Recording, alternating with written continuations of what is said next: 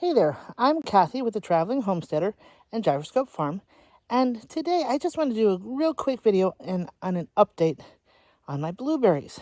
I realized it's been about a year since I did a video on transplanting my blueberries, and I believe the video, if you'd like to go see it, is compost and blueberries. And so I just wanted to show you kind of how they're coming. And since it was about a year ago now, they've done a great job. And I'm really proud of my little blueberry plants. And they've actually started producing some pretty nice sized blueberries. So this is what they're looking like now. So these are the few little blueberry plants that I transplanted that have actually grown really nice and big for me this year. And so we had 1, 2, 3, 4, 5, and 6 plants total that have really kind of come a long way. And all I did was plant them in a heavy dose of compost from a friend's place who has horse manure. And so, as you can see on this last one, while the plant maybe isn't all that full, it has a nice batch of blueberries right there.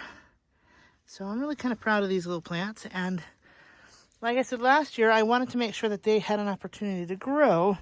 And you can see here, this is the new growth versus the old growth that came back from last year. So these have all this nice new growth, and I'm really kind of proud of these little plants. And they do have blueberries this year, and they hadn't produced in several years just because the pots were so they're so tight in their pots.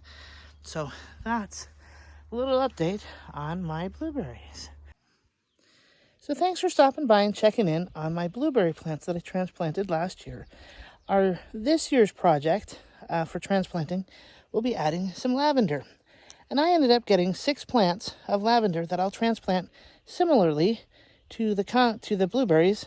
But I decided to get these, and there's 2 different varieties that I'll probably end up doing a video on another time so you can see. But I got Grosso and Munstead, I believe. And those are 2 types of lavender that I end up liking. And so keep posted on that video coming out shortly. But also, if you have any success or questions on transplanting your plants, please put them in the comments down below. And if you haven't subscribed to the Traveling Homesteader yet, please do so. It's always nice to kind of have people commenting and giving their ideas about how they do gardening. And I'm interested to see what you guys have to offer. So thanks again for stopping by the Traveling Homesteader and Gyroscope Farm. I hope you guys have a great day.